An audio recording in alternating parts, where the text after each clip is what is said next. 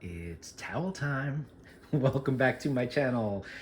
I got some stuff to do with some plants, so I figured let's do it together. What we're working with today is a ripple Peperomia caperata, and a Graptopetalum. This is it looks like a purple delight, but I'm not sure. It is the Graptopetalum pentandrum.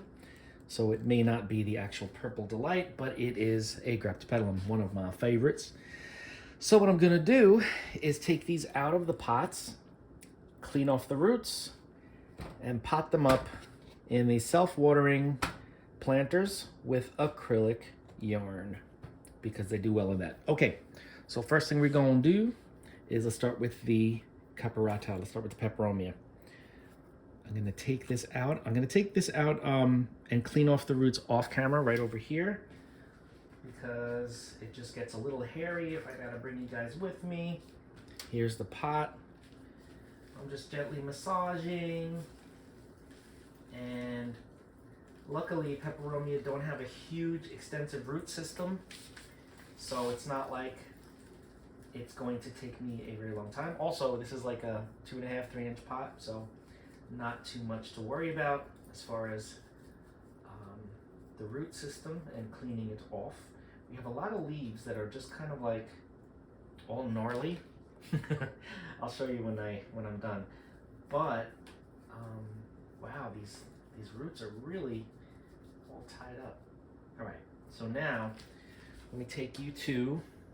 Okay, hold on to your seats. Take me to the sink. Right over here, and I'm going to clean this off. Just getting everything off of these roots. But yeah, I did a little experiment a while back, and I put I think it was the Rana. You remember the Rana Verde, the green frog, Peperomia. And I put that into acrylic yarn. It's doing fantastic. So I figured here's another one, a ripple, which I love. I love the ripples. They come in so many different colors and they're so unique. So I figured let me put another one in, but this time it'll be a self-watering container. And then I'm gonna do the same thing with my Graptopetalum because I've had Graptopetalum in acrylic yarn for a very long time now, and they do great. So here, let me move you back. Hold on to your seats. All right, and here we are. Okay, we'll make sure that you're in. Okay, so as you can see, we have a lot of these gnarly leaves that I'm just going to remove, and I'll try propagating them, but they're all kind of like they're all ruined, you know what I mean? But if I can propagate them, I will, because waste not, want not, right? Everything that is not looking so great is coming off and will be part of a propagation because I love these guys. Peperomia are like the ideal indoor houseplant. You know what I mean? Like they just don't mind being indoors. And a lot of other plants that we have, they don't really enjoy it. You got to keep up with the humidity or keep up with the lighting or whatever the case may be. These guys are very forgiving, and I have so many different colors too. I love them. Look at the flower. It's not really pretty, but I just think it's cool. They call it a rat tail. But I think it's unique. To me, it looks like if you've watched like alien movies, like Avatar or whatever, this looks like a plant that you would see in like on an alien planet with like a weird looking flower stalk and interesting weird leaves. That's just me though. Anyway. Okay, this is gonna go in the big planter right here. This is not pre-moistened, so I'm just going to make a nice hole to put this in, and then I'm gonna snug it in really good like that.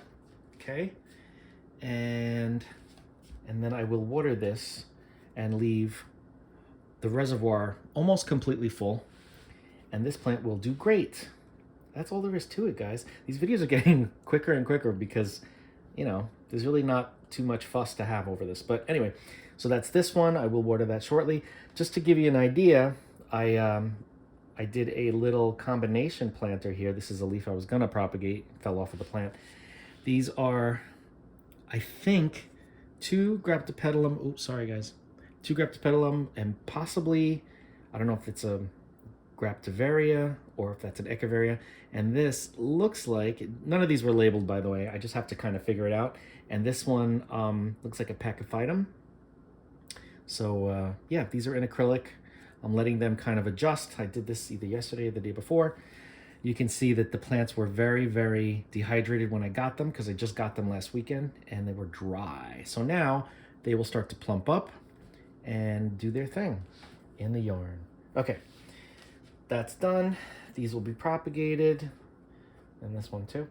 And now I'm gonna take the soil off of my Graptopetalum. People pronounce this a different way. Some people say Graptopetalum, some people say Graptopetalum. I like Graptopetalum. That's just me. That's just how I pronounce it. And this one is extremely dry. And I'm taking it off. I'm taking the soil off of the roots.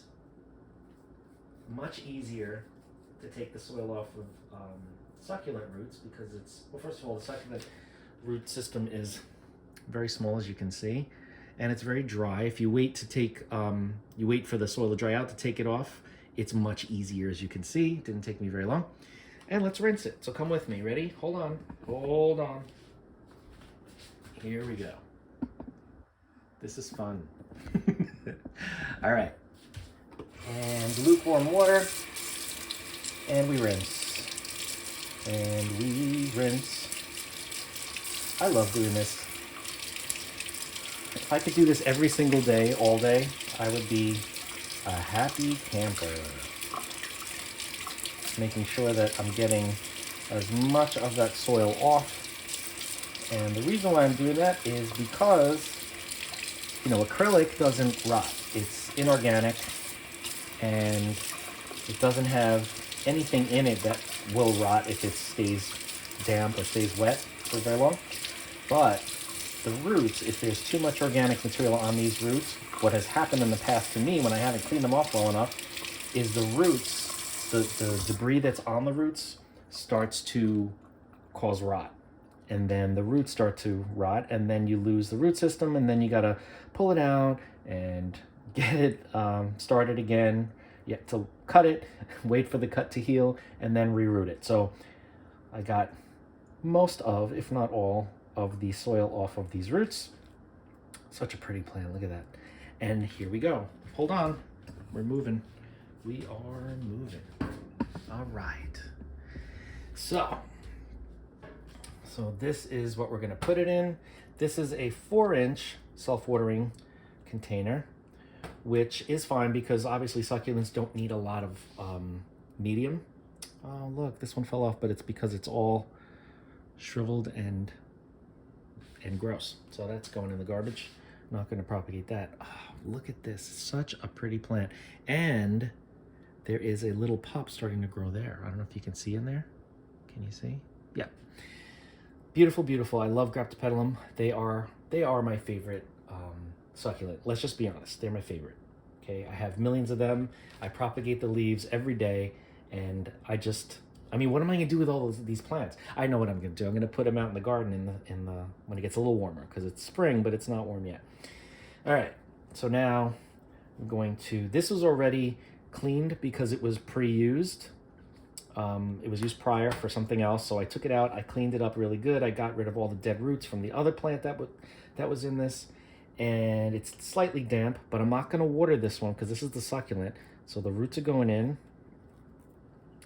I want you to be able to see what I'm doing. Okay, I'm just going to press down the yarn firmly around the stem and the root system. I don't want to break these leaves off because I don't want to ruin how this looks. It's so pretty. And that is about it. That's all it takes to put your succulents in acrylic yarn. Just as a reminder, don't go anywhere. I'll be right back.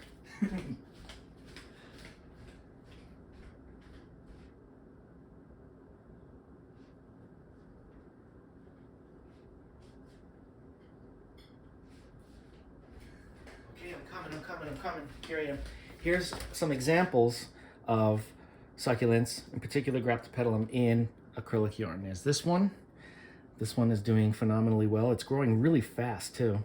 And here's another one. Look at this Graptopetalum, so pretty. I just love how juicy those leaves look. And they are doing really well. This is in a self-watering, but I don't keep a reservoir for succulents. You can, I mean, because this is inorganic, it's not gonna rot. Once it's, you know, acclimated to this setup, you can keep a reservoir. I don't, because the plants seem to like the wet-dry cycle, and they burst with growth when you do that. And this is in a south-facing window. Look at all those little babies in there. So exciting. I love how succulents thrive. They go nuts. Look at that. I'm bringing you close so you can see. Look at that. Really cool, right? So these guys love being in acrylic yarn. You can let it dry out. I actually recommend you let it dry out not too long, because then it'll start losing the lower leaves. The older leaves are the first to go when it looks for a reserve for moisture and nourishment. So yeah, they do great. So because of that, and because I've had a few of these in acrylic for quite some time, I figured let me put some beauties in, as well as another Peperomia and this guy, which I did yesterday, I think. So that's all there is to it. If you have any questions on my crazy growing methods for plants with the acrylic yarn, something that I started, I don't know, 3-4 years ago, I don't even know, but you could check the old videos, because I've been documenting ever since I started, and now a lot of you are doing it too. And as far as I know, a lot of you are having great success with it, especially with some of the same plants that I've been using it with, because I'm sure that there are plants that don't enjoy being in acrylic yarn, but these guys in particular, at least, they do great in it. And I don't have nearly as many problems as I used to. Growing Peperomia in soil, I still have some in soil. I just have to be very, very careful. I have to keep them in very small pots, because it helps them not stay wet for too long, because that's the one thing I'm afraid of, is my caparatas, my Peperomia getting root rot. So in this, you can keep them damp, you can keep them wet, because it's inorganic. Succulents, you can keep them wet with the acrylic yarn as well, but you can, and I recommend, letting it dry out, and they do absolutely perfectly fine. You can even see some of the roots in here that have been growing. This one is getting kind of tall. I don't know if I'm going to let it grow and then drape over. It's going to get too top heavy, so I may cut it, and maybe I'll let the top part heal off and then stick it back in the acrylic yarn so this becomes like fuller. I don't know yet. It's like the sky's the limit. So much you could do. Anyway, and this one's just so cool. I love this one. I think this one is the Bernalise, the Graptopetalum paraguayense Bernalise. This is the dwarf Graptopetalum. Really, really cool. I'm probably going to take some of those older leaves off and just drop them in the on the yarn and let it propagate itself. But yeah, anyway, that's all there is to it. It's so funny, because most of I'm taking everything out of soil these days, and I'm even transferring things out of leca lava rock. Not everything, but I'm moving more and more things into my acrylic, because it just seems so much easier for me. Maybe I'm just, you know, out of my mind, but the plants seem to love it, and they're thriving and they're growing, and that's one thing about the acrylic yarn, is because of I make the chains, and I guess you call it finger crocheting. I make the chains, and then I, you know, when you wet the chains that you make out of the yarn, there are so many air pockets in there that are so great for the roots. So the roots are always getting oxygenated, because there are pockets of air all over the place.